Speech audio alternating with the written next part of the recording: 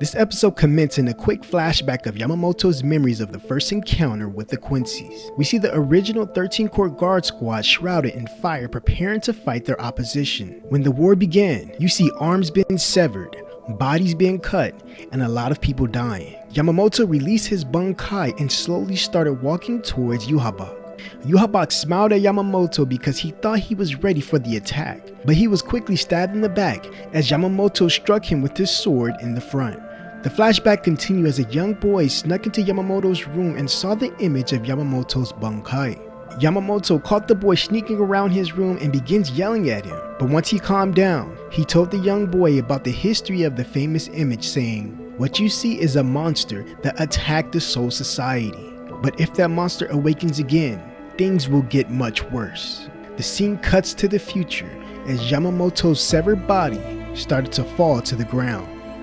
Yhwach placed his foot on the top of Yamamoto's head and explains a lot of things that we all wanted to know for a very long time. He explains why Yamamoto never restored his arm, and it was because he didn't want to exploit the humans. And the reason why he didn't want to use his Bankai against Aizen, because everyone in the vicinity will die, including Ichigo. That's exactly what happened to the original Corps Guard Squad. Yamamoto released his Bankai to defeat Yhwach, and everyone around him and his subordinates died. Yhwach looked at Yamamoto on the ground, pointed his finger towards him, and obliterated Yamamoto once and for all. All the Captain Stern Raiders summoned the Advanced Sodat and annihilated more soldiers of the Soul Society. Meanwhile, Ichigo breaks out of Kyuuge's prison ball and finally arrives in Soul Society. The first person he visited was none other than Byakuya. Byakuya asked Ichigo if Renji and Rukia is still alive. Ichigo responded in a subtle tone, yes. Byakuya asked Ichigo for a favor. Can you protect the Soul Society? Ichigo paused for a second and said yes, but not with his words, but with his actions. He immediately flew straight towards Yhwach, stopping him from leaving. And before that battle can begin, we see Byakuya's sword fell out of his hand, shattering into 1,000 pieces. This is definitely a war to remember. Who would have thought that Yamamoto and Byakuya would die so soon in the 1,000-year blood war? And it makes you think about what kind of power will Ichigo develop to defeat Yhwach in the final fight. In order to accomplish this massive task, Ichigo has to surpass Yamamoto's Bankai, Zanko no Tachi. This is getting very interesting. So Ichigo starts interrogating Yhwach, asking him, is he the one that destroyed Soul Society? Yhwach responded saying, indeed he is. Ichigo started to emit his colorful Ryatsu and attacked Yhwach at full strength. But the fight didn't last too long as Yhwach grabs Ichigo's left arm and slammed him into the ground. Yhwach lifted up his weapon and pierced his sword through Ichigo's neck. Bro, when I first saw this, I was like, what the heck, Ichigo died already? But when I see the next part, Yhwach was shocked that his sword did not go all the way through Ichigo's neck because of something that is called Blut Vein. Yhwach sliced up Ichigo's arm just to make sure he wasn't tripping, and Blut Vein appeared on his arm. Yhwach stated that using Kyuuge to contain Ichigo was a mistake, because Kyuuge can contain Soul Reapers, but he can't contain Quincy's. So Ichigo is a Quincy? Oh snap, that's crazy. He continues and tells Ichigo that he knows nothing about himself or his mother, and wants to re-educate him after he captures him. Once Yhwach tried to leave, Ichigo tried to attack Yhwach, but the Stern Raider stepped in and broke his sword on impact. Yhwach told Ichigo to heal his wounds and wait. My son in the dark. The inception of this episode starts with the Soul Society recuperating from the destruction of the Quincy's, taking injured people to the hospital beds and wrapping their wounds. A medical professional gave Ichigo a report from Urahara on his friends Orihime and Chad, saying that they both are safe. Ichigo then checks on Rukia because she just got out of surgery. Ichigo's comrades knew that if he hadn't arrived to the battlefield to help out Soul Society, a lot of things could have been a lot worse. However, someone interrupted their conversation, telling Ichigo he needs to follow him now. It's about his Zanpakuto. Ichigo immediately ran towards the urgent location. Next we see all the captains in the room together with Yamamoto's broken sword lying on the table. It was said that they have no idea where Yamamoto's body is, and it is safe to say that the enemy obliterated his entire body. All the captains at this moment are shocked and in pain of the emotional news. Now listen to this. A messenger arrived in the room and said that Byakuya and Kenpachi are alive. This was a big moment for me because I knew that Kenpachi would survive. He's just built different. But I really thought Byakuya was dead. The directors and the writers had an emotional ending to his battle. He said his final words, and they showed his sword crumbling into thousands of pieces as the screen turned to white. And a couple of episodes later, he's alive? Remarkable. But if you think Byakuya should have died at that moment, let me know what you think in the comments below. Mayuri tells Ichigo that his Zanpakuto is broken in its Bankai state, so it can never be restored. Ichigo was flabbergasted after hearing what Mayuri said. Then he asked him, "Don't you rebuild Zanpakutos?" And Mayuri responds, "Absolutely not, he just modifies it." He then tells Ichigo to follow him because the Magnificent Zero Squad is arriving. Once we get to the location, Ichigo asks, "Where are the Zero Squad located?" And the captain of the first squad says, "The Royal Palace." And instantly we see a massive pillar barreling down from the sky, landing directly in front of them. The doors open and we see the Zero Squad make their first appearance in Bleach 1000-Year Blood War arc. Throughout this conversation, it's mostly the Zero Squad catching up with the captains, but then they revealed their true purpose. The Zero Squad is here to rebuild the 13 Corps Guard Squad. However, a TV screen was projected in the air, and we see Yorihara, Orihime, and Chap on the screen talking to Ichigo. But there was a mysterious character behind them that kinda looks familiar. I'm not sure who it is, so if you guys have any thought on who this character is, can you post it in the comments below?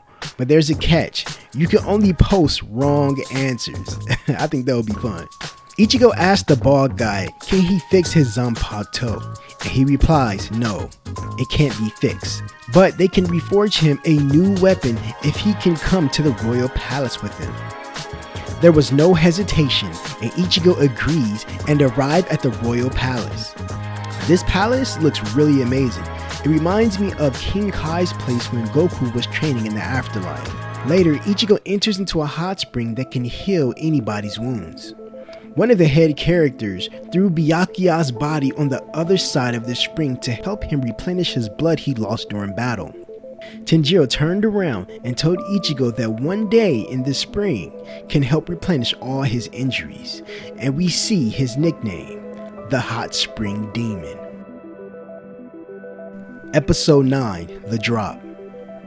Ichigo is currently underwater to heal his upper body, but he can't hold his breath for too long and kicked one of the employees in the head. The Hot Spring Demon told Ichigo he's not done and punched him in the face. Afterwards, he told Ichigo to look at his bodies and your injuries have healed. He punches Renji in the stomach to see if his injuries healed as well, and he was correct. So they sent Ichigo and Renji off. Captain of the first squad is no longer the leader. He is now the head captain, taking the place of Yamamoto. The first thing he wants to do as head captain is teach Kenpachi Zanjutsu. But the higher-ups were denying his request because they were afraid if Kenpachi became more powerful, if he revolts their decisions, it would be extremely trouble trying to control him. A moment of silence was present after Shun Tzu asked, who will protect you when you are in danger?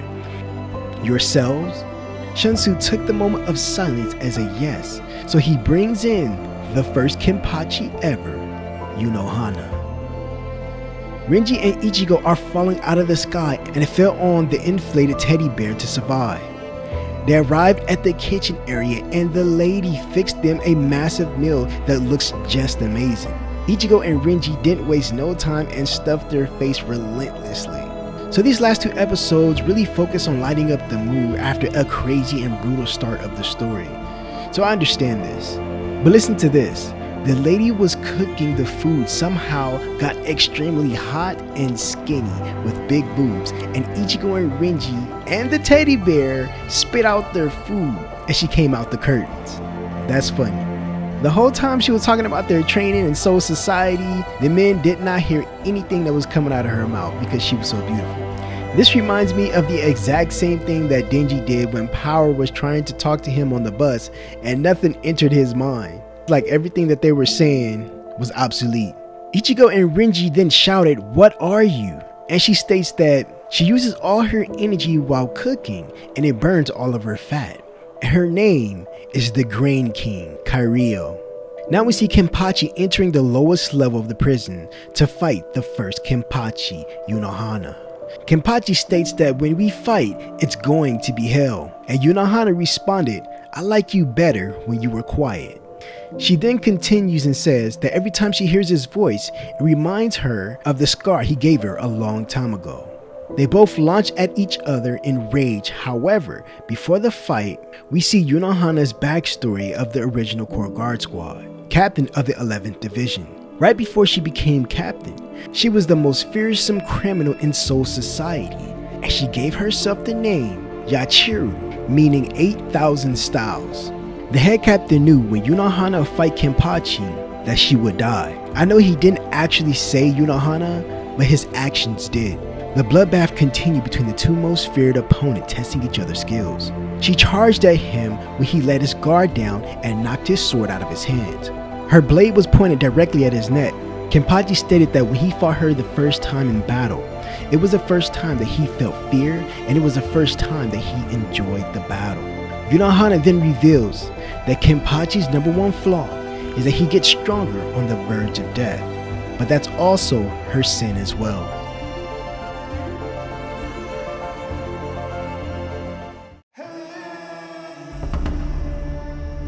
Unohana is having a flashback of her first encounter with Zaraki Kenpachi standing in the ring contemplating about her next victim. Her lieutenant runs to her and says, "There is no one that will be a formidable opponent to satisfy what you want." He turns around and looks at the pile of bodies behind her and continues, "The size of the pile of bodies is the size of your dissatisfaction," he says. She then turns around immediately and sees Kenpachi climbing over the bodies to fight anyone that stands in his way. Unohana reveals that she became bored throughout her life searching for someone that would be worthy of her blade. And when she crossed paths with Kenpachi, she experienced unparalleled joy. Currently, the battle between Kenpachi and Unohana is going back and forth, testing each other's skills to the max. Unohana reveals that Kenpachi is holding back his true strength unconsciously. She also talks about how Kenpachi barely won his battle against Ichigo Kurosaki. He also barely won his battle against the 5th Espada fighting in Hueco Mundo. This was actually intentional because of his joy of fighting on the brink of death. Unohana was the first person who rivaled his power in combat, but she was still weaker than him. Kenpachi saw how weak she was and felt extremely bad, so he began to suppress his powers while fighting. Unohana realized that if she could make Zaraki Kenpachi flirt with death once again, she can resurrect his true strength in their final battle.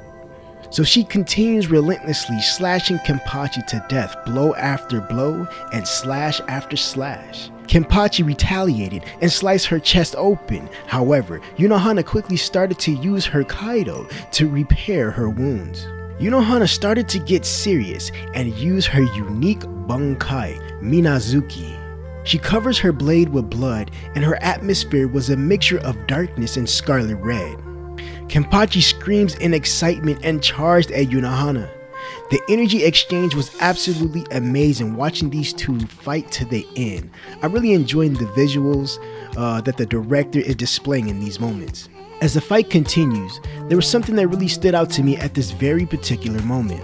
Kenpachi and Unohana's flesh has been ripped off their face, but in another scene their skin is completely together. I believe what the director was conveying in this very moment was not just a physical battle, but an emotionless, psychological battle to the death. In this scene, they were the epitome of Grim Reapers, as Grim Reaper's face is a skull, and Shinigami means personification of death. Zaraki Kenpachi finally wakes up from his mental fog of emptiness and had an epiphany that this is what true battle is all about, fighting on the edge of life. Kenpachi launched his sword through her body as she slowly fades away. Suddenly, a voice appeared out of the darkness saying, that Kenpachi can finally hear its voice that has been watching him through the dawn of time. The voice responds to Kenpachi's actions and says, "Nice to meet you, Kenpachi. My name is..." And then the screen fades to black. Bro, that was definitely a cliffhanger because I really wanted to know who the heck was the voice that been lurking around Kenpachi since his youth. Interesting. Now we see Ichigo and Renji at a concert of the person that created the Zanpakutos, the Blade God, Nimaya. In the next scene, we see the personality of Nimaya that's very joyful and fun.